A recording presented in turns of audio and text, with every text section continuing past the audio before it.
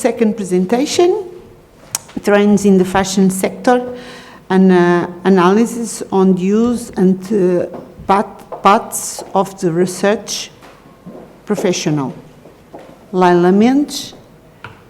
Laila is also a student from the program of PhD Fashion Design Connection, PhD from University of Minho and University of Beira Interior.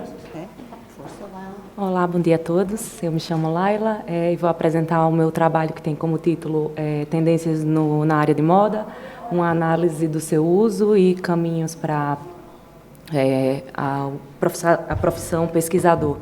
Eu sou aluna, como a professora já falou, do doutoramento em Design de Moda da Universidade do Minho, em parceria com a Universidade da Beira Interior, e sou orientada pela professora Ana Cristina Broega e pelo professor Nelson Gomes.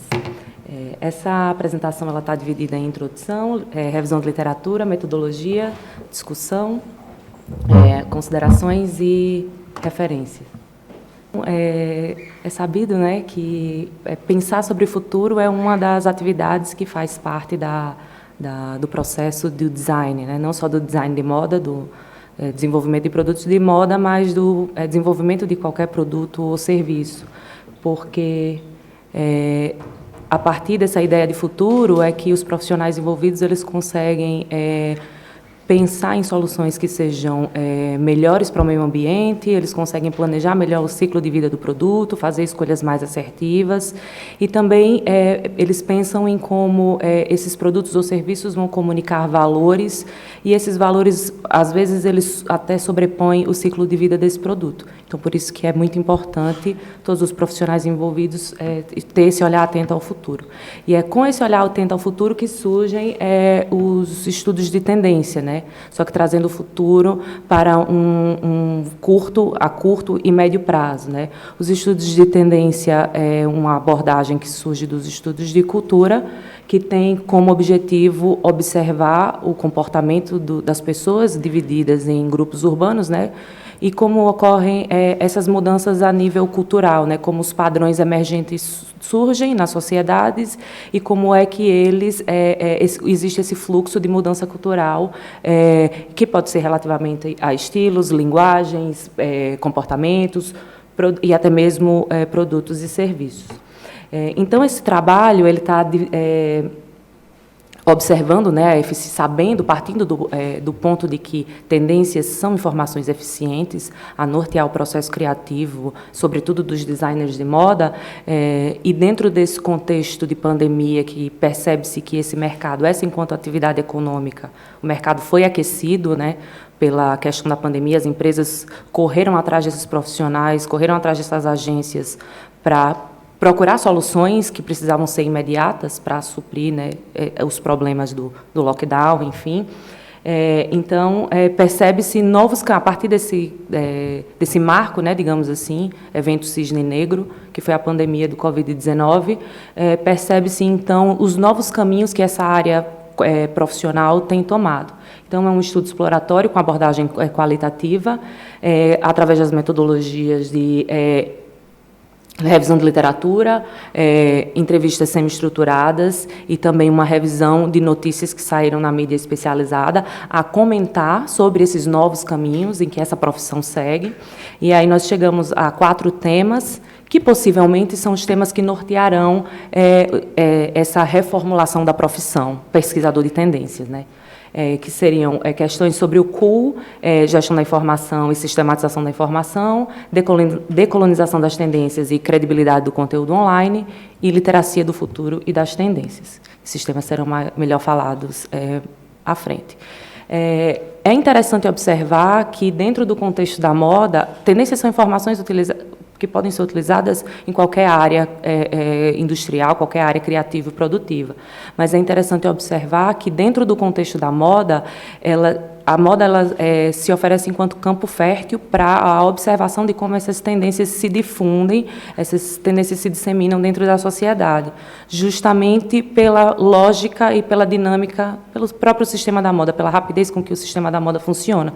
Então, diversos autores que estudam tendências em outras áreas, em outros âmbitos, eles olham para a realidade da moda para perceber como essa dinâmica funciona. E a gente consegue observar o desenvolvimento dessa profissão ao longo do tempo, observando também, sob uma perspectiva diacrônica, como se institucionalizaram as agências de tendência, que a princípio é uma área que surge nos Estados Unidos, mas dentro do âmbito da moda se solidifica na China, na França, mais especificamente em 1955, e ao longo do tempo, outros profissionais vão participar, não só os consultores, chamados consultores de moda, mas outros profissionais vão participar dessa dinâmica de observação de tendências, como antropologia e profissionais da sociologia, até chegando no momento atual, onde a gente tem desenvolvimento de softwares para identificar, e modelos matemáticos para identificação de tendências através de metodologias quantitativas, e aí entram outros profissionais da área de Big Data e tecnologia da informação. Esses profissionais também já estão envolvidos nessas equipes. Tendências podem ser utilizadas, né, como suporte ao processo criativo, e se a gente pensar dentro de uma dinâmica industrial, numa produção de moda em larga escala, produção de produto de moda em larga escala, esse processo criativo ele acaba por encontrar questões que muitas vezes numa produção mais desacelerada não se encontram, não teriam, né? E esse fluxo rápido de informação acaba por solicitar dos profissionais da criação um fluxo também de informação. E esse fluxo acaba também por exigir das agências um fluxo das informações de tendência. Então, todo o sistema ele acaba sendo acelerado. E isso é o que Campos chama de produção cognitiva. Então, esse processo criativo ele acaba por se transformar em uma produção cognitiva em escala industrial, em larga escala. Dentro de todo esse contexto, as tendências elas não são suficientes. Olhar para as tendências para tirar inspiração não é suficiente. O próprio profissional ele também precisa desenvolver a sua própria maneira de realizar pesquisa para contribuir com o seu processo criativo. E esse ato de pesquisar, do profissional de criação de pesquisar, é capaz de levar a ele a ter outras visões e outras perspectivas e, consequentemente, produzir produtos que estejam de acordo com o mercado e que sejam inovação. Então, aqui a gente faz uma analogia do trabalho de Kawamura, do seu livro Fazendo Pesquisa em Moda e Design, que ela apresenta metodologias e discorre sobre a estrutura do que seria um trabalho formal acadêmico de pesquisa em moda, e a gente faz um paralelo dentro desse roteiro de Kawamura para o que seria uma pesquisa em design de moda voltada para a observação de tendências, que pode ser feita tanto pelo designer de moda quanto para o analista de tendência profissional que busca essas tendências a ser direcionada na moda.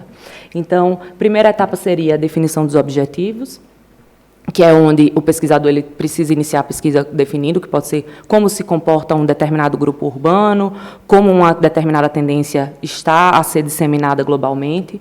Segunda etapa seria a contextualização, que basicamente seria definir os tópicos do zeitgeist, do espírito do tempo, que vão nortear essa pesquisa e também fazer apontamentos do que já se sabe, que pode contribuir para essa pesquisa. Terceiro tópico, então, seria a definição dos conceitos que serão a ser trabalhados, que pode ser escolha de materiais, escolha de cor, escolhas de símbolos, de padronagens de elementos, etc. E, por fim, a quarta etapa, que seria a determinação das variáveis, né?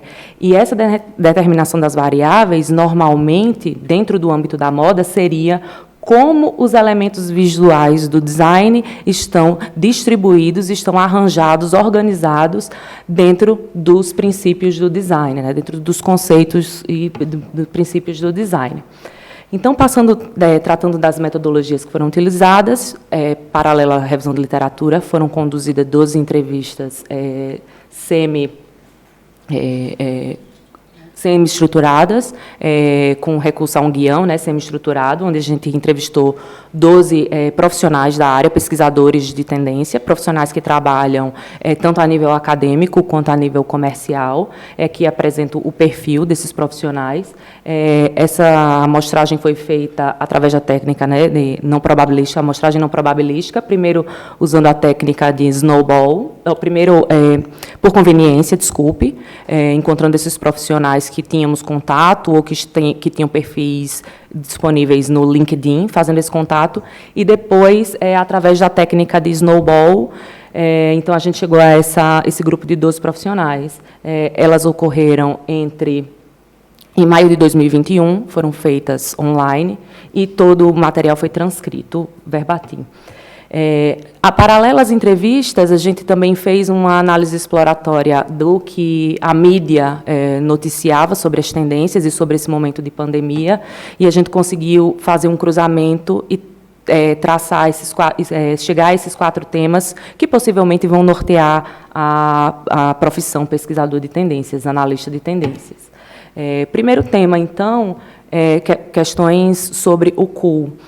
Que muito, talvez, pelo que a própria mídia coloca sobre o que é o cool e muito relaciona tendências com o hiperconsumo e até mesmo com o consumismo, as pessoas acabam por entrar no senso comum de que seguir tendências, olhar para as tendências, acaba sendo algo nocivo, né? E nesse momento de pandemia, onde ficamos todos trancados em casa, muitas notícias questionaram o que é legal agora, o que é interessante agora, o que a gente precisa olhar, o que devemos ter no nosso guarda-roupa. Então, diversas notícias surgiram e fizeram com que os consumidores repensassem as suas práticas de consumo, né? Todos nós acabamos por repensar isso de alguma maneira. E colocando muitas tendências como vilão da situação. O mundo só está desse jeito porque a gente não se preocupa com o planeta, e isso é uma resposta, a pandemia é uma resposta porque a gente não tem, e as tendências têm culpa nisso, porque nos empurram o consumo.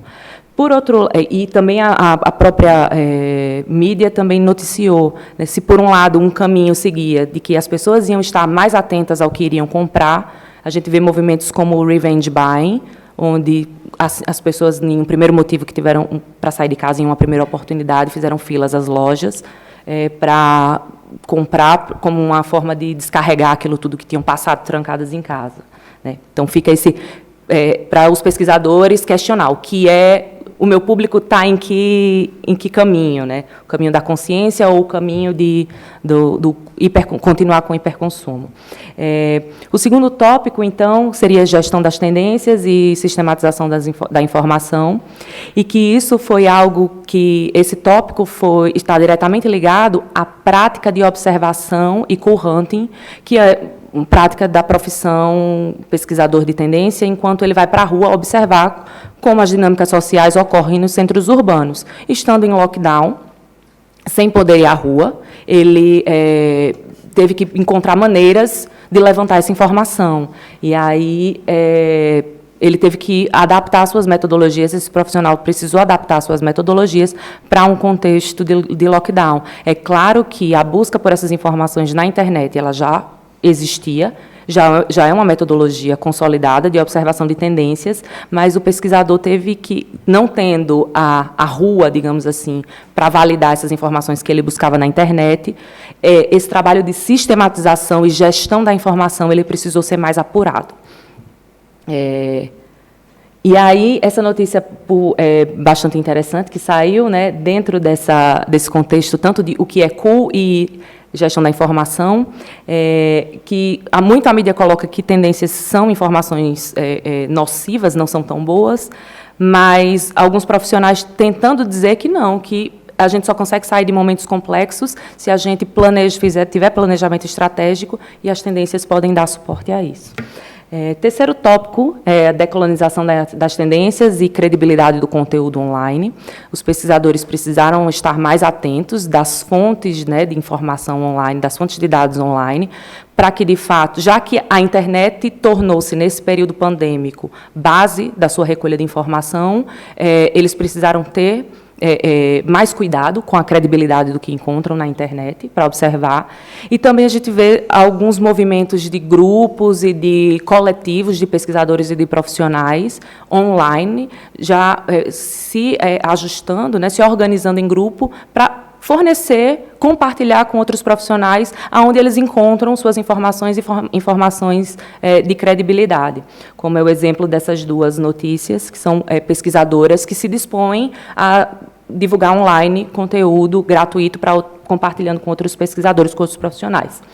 E, por fim, literacia do futuro e das tendências, que são algumas notícias, e alguns profissionais já falaram disso, que esses temas, olhar para o futuro e olhar para as tendências, já terminei, é importante que isso seja ensinado para as pessoas desde a escola, desde as crianças, para que, quando eventos como esse aconteçam, que a gente espera que não ocorra a pandemia, mas que as pessoas já estejam minimamente preparadas e que não sejam tão imediatistas, né, que a gente se planeje em todas as esferas da nossa vida.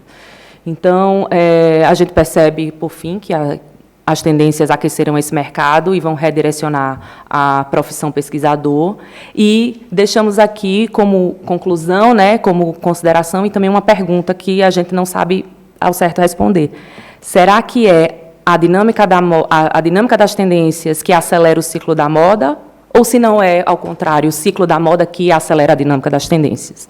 E é isso que a gente busca nessa pesquisa de doutoramento, talvez tentar responder essa pergunta. Muito obrigada.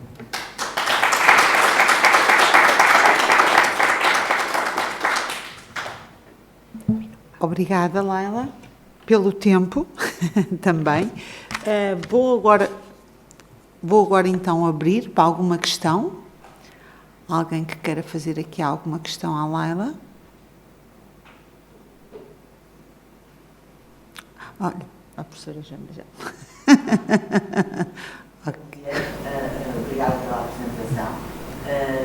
Eu fiquei um bocado curiosa naquilo que tu dizes no ponto 3, no terceiro momento, sobre o que vai ser. Significa que vai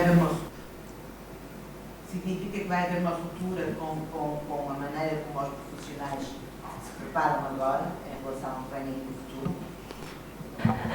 Não necessariamente vai ter uma ruptura total, até porque normalmente esses profissionais eles prestam serviço para agências que já estão bem consolidadas no mercado. Essas agências já têm as suas metodologias já bem amarradas e se essas empresas estão consolidadas no mercado, quer dizer que essas metodologias elas funcionam. Mas eu acredito que é muito mais uma adaptação não dentro do contexto corporativo a fundo, mas enquanto consciência do próprio profissional, de tentar adaptar a maneira como ele vê e como ele propõe as informações. Pensei que tinha a ver com como se faz o trendsetter, o ir às cidades, o visitar, referia-me a essa dimensão. Vai deixar de haver esta dimensão do co-ranking? Não vai haver, até porque, por mais que se observem os indivíduos na internet, mas é importante para o pesquisador ter a vivência e ter a experiência. É tanto que cada vez mais as agências contratam profissionais em diversas localidades, pulverizados no mundo inteiro, e muitas vezes pessoas da localidade em si, que eles querem observar, porque essas pessoas já trazem também a própria vivência do lugar e já têm um conhecimento um pouco mais aprofundado. Então, a gente acredita que isso não vai acabar. Isso não tem, porque é um trabalho de observação física, em loco, participante. Mas é encontrar maneiras de também levantar essa informação quando eu não tenho a possibilidade de ir para o campo fisicamente, né? E saber, no ambiente digital, na internet, o que seria interessante ou não para a realidade de pesquisa.